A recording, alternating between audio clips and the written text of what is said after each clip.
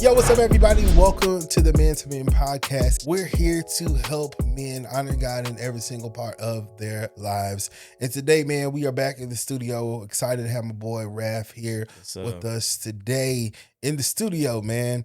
And so today, man, I just want to dive into just this idea of just new beginnings, new starts. Probably what, about 7 years now? How long has it been? It's been 7 now. All right. Yeah. You guys, man, you guys left the comfort of being home, being in Mississippi, being around family, man.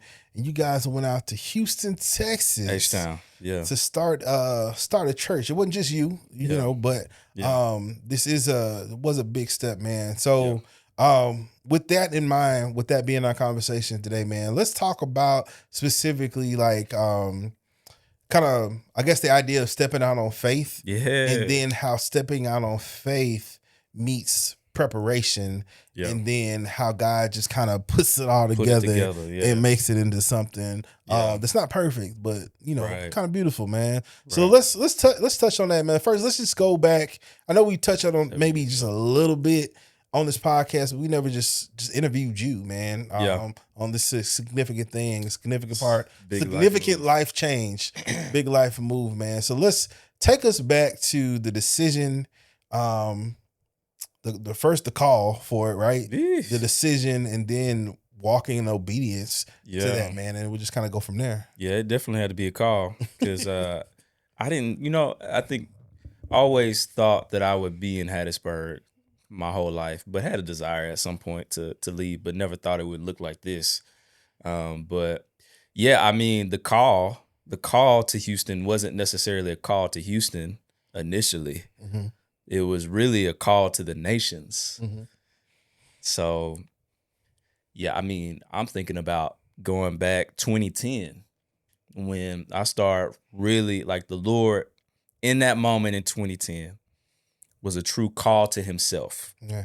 He said, "Hey, follow me." Yeah. And I'm like, I don't know, but I'm coming. I guess so. Yeah. I'll follow. And the first person to ever disciple me, Chris Tisbury, you might be watching right now. Brother was a youth pastor at River of Life church where my parents were going to church at, and my mom was working. And I remember this was after I quit football. I got redshirted at Mississippi Gulf Coast, ended up quitting, going through a whole crisis.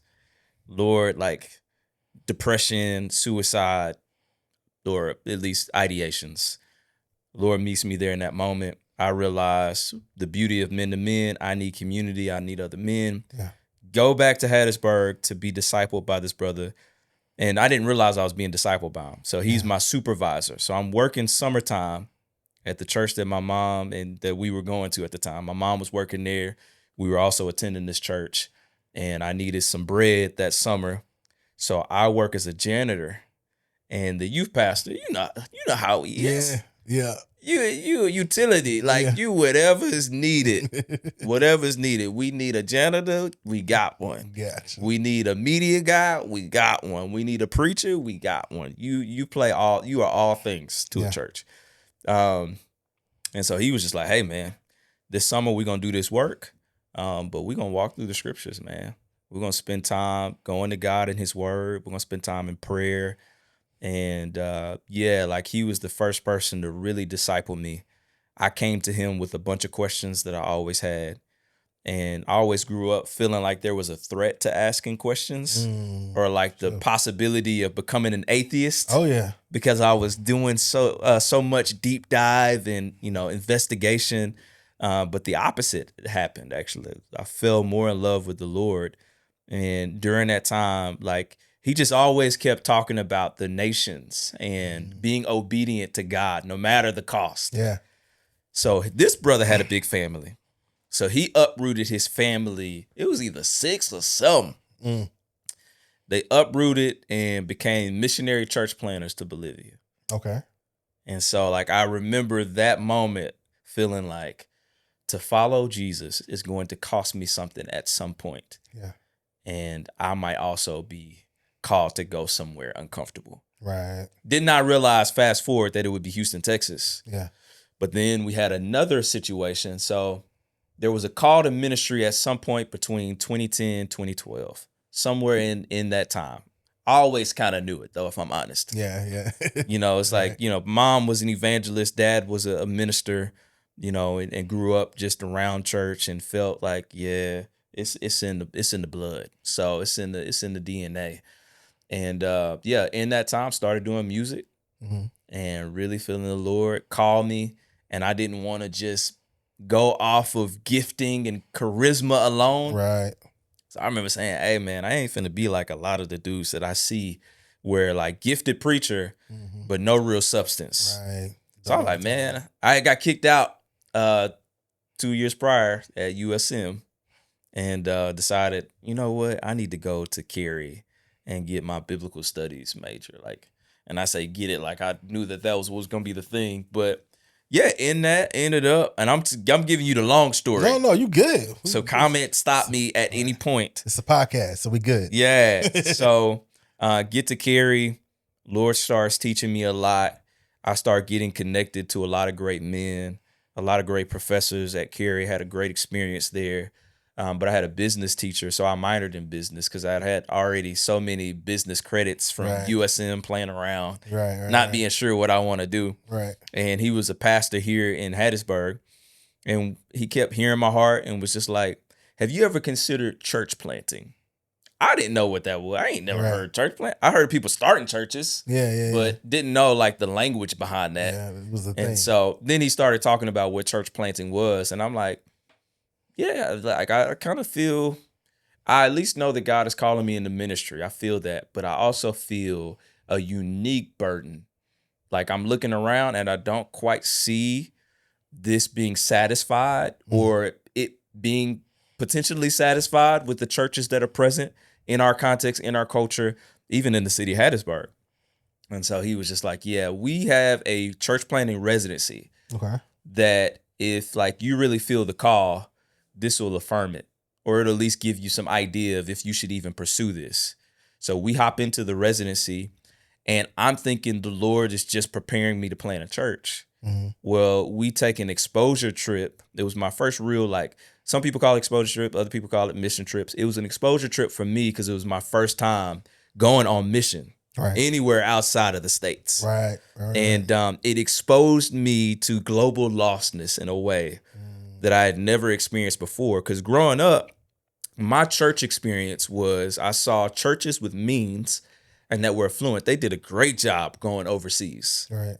They did a terrible job going across the street. Right. So even as a person who wasn't following Jesus at the time, I'm saying to myself, God, like if I was ever to start a church, didn't know Lord would put me in there, I would be for the hood. Yeah. I would go across the street. Too many people going overseas. Right. So I get into this exposure trip having that mindset. And we go to Chengdu, China and Beijing. We spend more of our time in Chengdu at a university. And we start sharing the gospel with people who had never heard. Wow. Like being in the West, being in the US, I realized, man, we are not only in a pool, the gospel pool, we're in the deep end of the gospel pool as far as our access and ability to get the gospel and to be, just exposed to gospel truth. Like it ain't hard to find. Right. There's a church on every corner. Yep. We've got the World Wide Web that's not against us or keeping us from getting any type of information regarding, Christianity and the faith. I'm in Chengdu and these people have no access. I'm sharing stories that I thought were well-known stories, like the Moses narrative and the flood narrative with Noah and, about the birth of Jesus, Advent, and they've never heard any of these common stories that we hear all the time. Like even for atheists in the U.S. or people who don't consider themselves believers, they've heard some of these stories or these songs being sung. Yep. And man, it was one moment that I had when I shared the gospel with a sister at a coffee shop on the campus of this university in Chengdu, China. And I'm sharing, and it was like the lights cut on for the first time. Wow. And seeing, man, it get me every time. Seeing her eye. And it was like, this is what I've been longing for. Wow. I was like, I want to experience the rest of my life reaching people like that. So I came back. We had just had our son. It's funny. We had just had our son, and he was about 3 months at this point. I came back from, which that was crazy. I went on a whole mission trip, was out for almost 2 weeks almost. Left my wife, pregnant. Well, she had him by this point, but left her with this newborn baby to go on mission. I thought I was going to die too, because we ain't talking about the turbulence. We didn't talk about that. Going to Chengdu. There was one moment where I'm like, Lord, this is it. Right. I knew it was going to happen, guys. Have you ever flown before at that point? You know what? I had flown once. And then I went on this 20-something hour flight to Chengdu. And that was my second experience flying, and that was crazy. Yeah, man. Crazy. But we come back from that trip, and I tell my wife, God's calling us to Chengdu. And she said everything but what you would want to hear in a church and from a child of God. I say that. It was just no. It was like, nah, like we just had a baby. But then it was like, all right, like God, like if this is not where you're calling us, I at least know that you're calling us to be strategic in where we plant this church. Yeah. And I want the nations in mind wherever we go. Yeah. And so in God's providence, I didn't like connect all of this, but just over time, at the church that I was in the residency at, and I was doing the residency in, one of the pastors there, he had just came back from Dubai. Mm-hmm. And they were only going to be back in the States temporarily. Mm-hmm. He's like, hey, God has called me to be a missionary. We're going somewhere. We just don't know where. And at that time, he thought that Houston was going to be the next spot for them. So he's sending stats about Houston and like, hey, the demographics. He was sending like how many refugees, Houston's the most diverse city in America, and, all these different things. And I'm like blown away. I'm like, wow, like I feel like the Lord's calling us, and maybe he calling both of us. But as you're sharing this, it doesn't seem like it's just something for you. Right. It feels like God's leading. There's something that's compelling me to want to go. Mm. And so then in God's providence, we were, as a church, 4 Points Church here in Hattiesburg, they were doing what they called the Multiply Project. Mm-hmm. And so this was an initiative to see so many churches planted globally and nationally. Mm-hmm. And so there were churches or cities that they wanted to plant churches in. And they were kind of going off of Tim Keller's Center Church. He's got a book called Center Church. And it's like strategic, like global cities where like churches are being planted because the nations are coming. Right. Okay. And so there were so many cities, like New Orleans was on the map. LA was on the map. We had a guy go to LA. We had a guy go to Portland. Atlanta, I think, was also on there. Dallas, Texas was on there, and Houston. I always thought I would move to Dallas because I'm a Cowboys fan, but Houston again was like put on my like radar again, and I'm like, oh, this is a city that we also want reached. Right. Like we don't just want to see missionaries go there; we want to see churches planted. And again, was like, all right, I think Houston might be the spot. And so initially, it started off as a why Houston. That was the question that we kept trying to answer. Mm. So we spent the week praying, man. And I mean, we wanted God's clarity. We wanted him to speak audibly. We wanted a Macedonian call. Right. And so we prayed and fasted for a week. And I thought, surely the Lord is going to be super clear and saying, like, this is where you should go. And we got to the end of that fast, bro. I heard nothing. But the sense that I did get was, why not Houston? Not why Houston. Okay. It's like the Lord is doing all of these different things that we were learning at the time, all these different realities of lostness and the world literally coming into this space. Mm-hmm. The thing that just kept compelling me was like, man, we get the privilege and opportunity to join God in a mission that just seems far beyond what we're actually even capable of. Right. How cool will it be to join him in doing a work in Houston? Yeah. And so then it was like, all right, God, you haven't given us this audible word, but almost to a lot of ways, like, hey, if this is not the door, like shut it close. And so like we kept like walking in that direction. We were like, hey, we're going to commit in some ways. And if he keeps saying yes, we're going to keep moving forward. And so we kept moving forward. We went to the city, bro. And one of the first areas that we spent time in was the Chinatown in Houston. And that was by accident. Yeah. We was lost. Right. And I'm looking in Houston, the Chinatown, if you've been there, the street signs are in Mandarin, not English. And so I'm seeing street signs and I'm like, I remember speaking a little Mandarin, ni hao, shay, shay, hello, all that. Thank you, all that. But like, this feels like I'm back in Chengdu. Wow. And then we spent time in the Little India area that they have in Houston. And Houston is just such a melting pot where there are distinct homogenous pockets where if you're in that neighborhood, you do not feel like you're in the United States. Wow. You feel like you're in the Middle East, or you feel like you're in Southeast Asia, or you feel like you're in or whatever the area might be.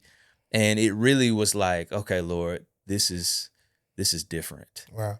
This seems way bigger than what we could actually pull off on our own. Yeah. How cool will it be? Then we started talking to other pastors, and they kept giving us wisdom and game on like what was happening. It was like 2,000 people a week moving into the city, and the amount of churches needed to be planted to keep up with that. And where they were at that point in planting churches was nowhere where it was needed. And then you had like this reality of churches being planted, but not planted in the deserts. It's like people wanted to plant churches in the affluent spaces of Houston. That's where everybody going. That's where the money, flowing. But where the gospel need is, there's a lack of churches. And I remember feeling that too. And now I'm even feeling more compelled of like, oh, we got to go. Oh, yeah. Then I start thinking, bro, what God had to go through to reach my heart. And I think about the depths of from heaven to earth, from glory to broken humanity and creation, to my rebellion against God over almost 20 years of my life.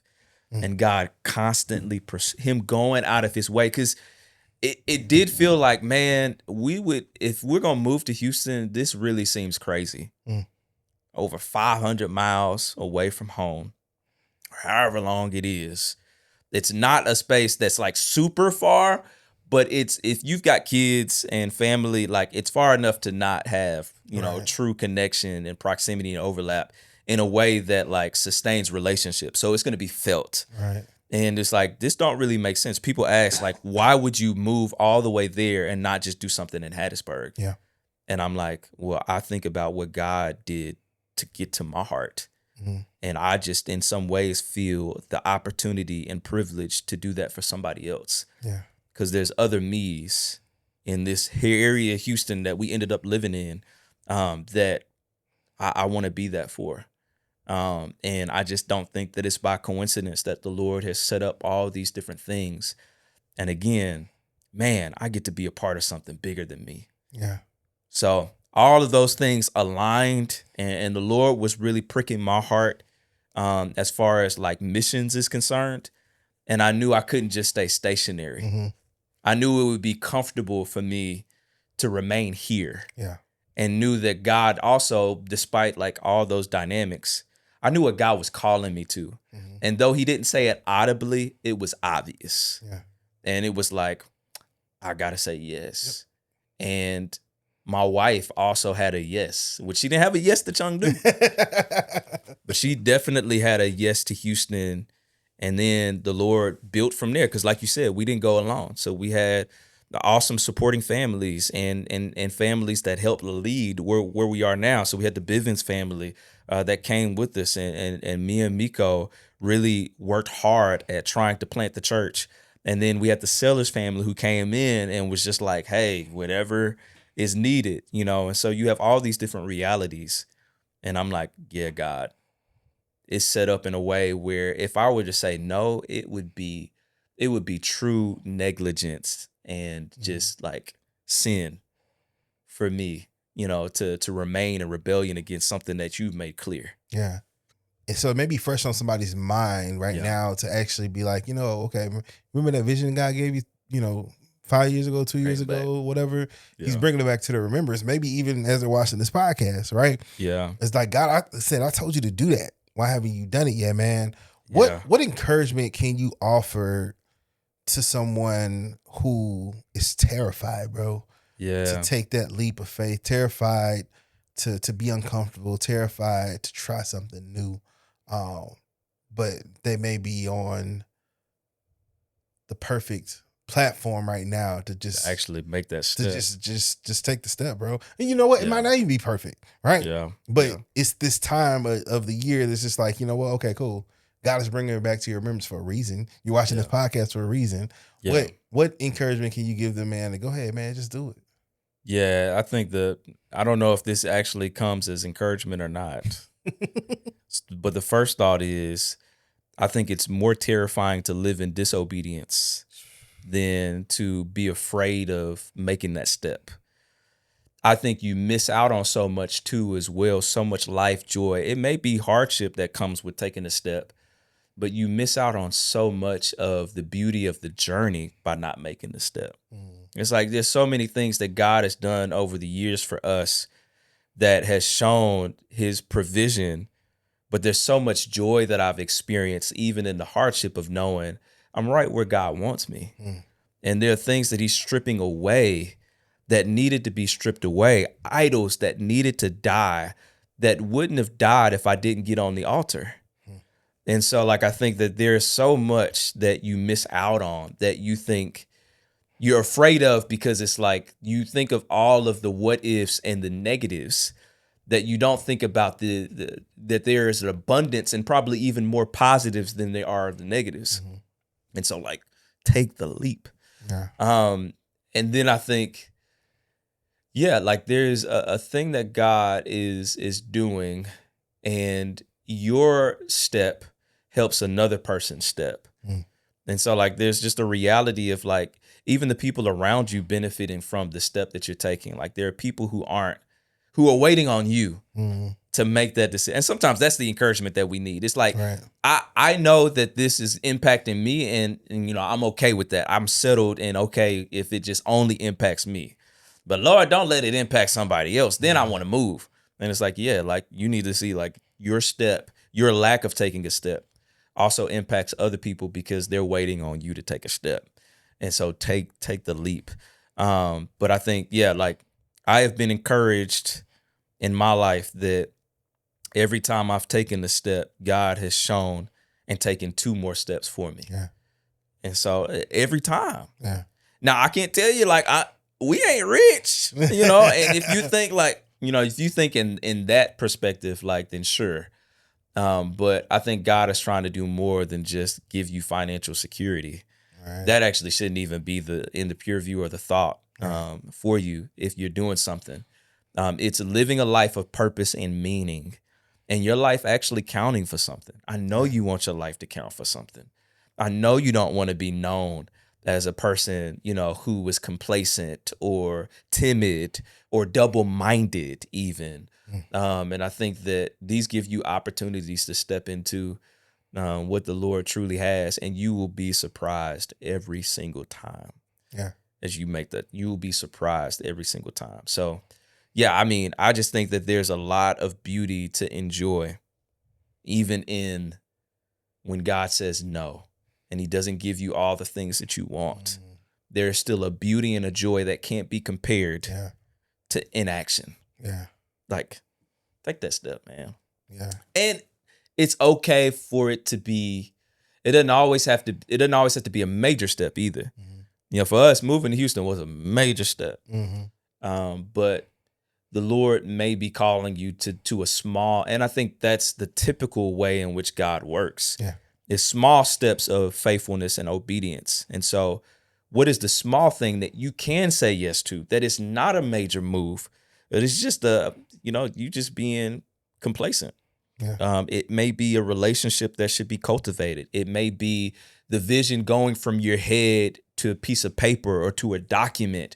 It may be you having a conversation. Like there are small things. And I think even with us, even in the major move to Houston, I think you may have kind of gotten to this point or was trying to get to this point.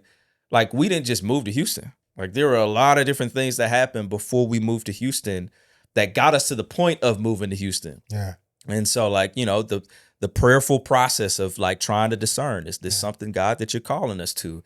It was the 2 years of being in a church planting residency where we were being prepared to do that work. It was taking the trips to be exposed to what the Lord was doing and to connect and network. It was the, praying with the family over time. It was the doing the work of learning our demographic, the city and the different areas. It was the building with other people who we would, so all that to say, because I can go on and on about it. Yeah. There are small steps of faithfulness that God is calling you today. And it doesn't have to necessarily be some people are like, hey, I want to lose 50 pounds today. That's not happening. Right. But you can get a gym membership. And then once you get a gym, you can find yourself in the gym. And once you find yourself in the gym, you can get on a treadmill.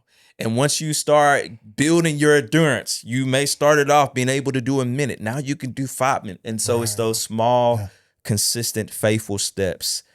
Like, make the small step. The small step adds up as you continue to be faithful in that small step. Cool. Man, and last thing I want to talk about, man, as we wrap this up, man, is maybe there's somebody out there who took that step, right? Y'all made the move. Yeah. And but the dream, the vision isn't always just rainbows and unicorns, right? Yeah. Yeah. And it can be a quick answer, man, but I know that just in conversations that we had, that this hasn't been a perfect, ain't been easy, thing for you, man. There has been some things and some trials that you had to go through through that, man. And tribulations. Like, what do you say to the people who go through, man, and maybe even, because I'm sure there may be times where you thought, man, it's about time to pack up and go ahead back. This is gonna kill me. Back to Mississippi, you know what I'm saying? What encouragement could you offer to people who they took that leap of faith and they feel like they just falling? No parachute, no wings, nobody there to pick them up. They kind of just feel like they're just falling, and maybe think that they took that leap of faith. It was the wrong leap. What do you say to them, man? You falling, but it won't kill you. Yeah, it's gonna build you. Yeah. I think we talked about this earlier. It's like the trials, like the Lord.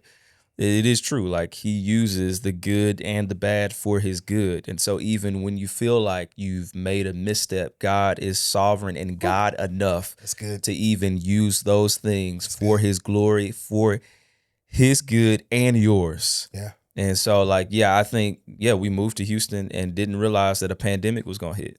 Yeah. And then we didn't realize that we would have a miscarriage. And didn't realize we would have relational conflict and tension, and didn't realize that we would go through suffering and depression and all these different things that felt like they were going to take us out. Yeah. And yet we're still here today. Yeah. And that is an example of the way in which God sustains us, even but suffering is coming, whether you make the decision or not. Hardship is coming, whether you make the decision or not. Be found faithful if it's going to be the case. If you're going to face suffering and persecution, let it count for something. Yeah, man. And let it shape you more and more into the image of God.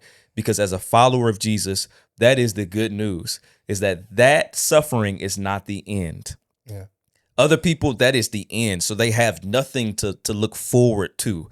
But there is glory that cannot compare to this small and momentary suffering that you're experiencing. And so press into it. And by the Spirit of God, you will persevere into the end, even if it feels like you're falling and you're going to die. You will not die. There is a true resurrection. There is a true restoration and redemption that God is doing in his people. And we will worship in Zion together, saying, "Worthy is the Lamb." Amen. Together, who sits on the throne. Amen. Yeah. Dude, man, I appreciate you sharing, dude. I know we've touched on your testimony and this whole transition for you a little bit, man, but I don't think we never took a deep dive into it all, man. And so, man, I just want to just make sure that we are offering encouragement to you. If God is telling you to do something, man, go ahead and do it. go ahead and do it, man. We got time to get into my story, man. But there's some things, man, the guy just told me to do and just did it. And like sometimes it's easier, sometimes you fight, sometimes you take your time. But I promise you, man, the thrill of taking that leap of faith, man, is like you said, it's gonna be way better than the regret of not taking it. And just want to encourage y'all, man, whether God has just told you something afresh that you need to go ahead and do, or maybe it's something you've been sitting on for 5, 6, maybe even 10 years, man, trying to figure out how to do it, just do it. Take steps, get wise counsel, get what you need, man, and then keep moving forward, man. So we'd like to thank you for tuning in to this episode of the Men to Men podcast. We're excited about what God has for us. So make sure that you stay locked in, that you are subscribed. Make sure that if you're watching this on Apple or listening to this on Apple Music, Spotify, that you do all the stuff you need to do to turn on notifications and all that, man. And go ahead and leave a comment down below. Let us know about you. Let us know about your testimony. Let us know about maybe a leap of faith that you are taking. Come on. And that you may need some prayer for, man. Go ahead and leave that down in the comments. Until next time, man, we appreciate you tuning in to this episode of the Men and Men podcast. We'll see you in the next one. Grace and peace.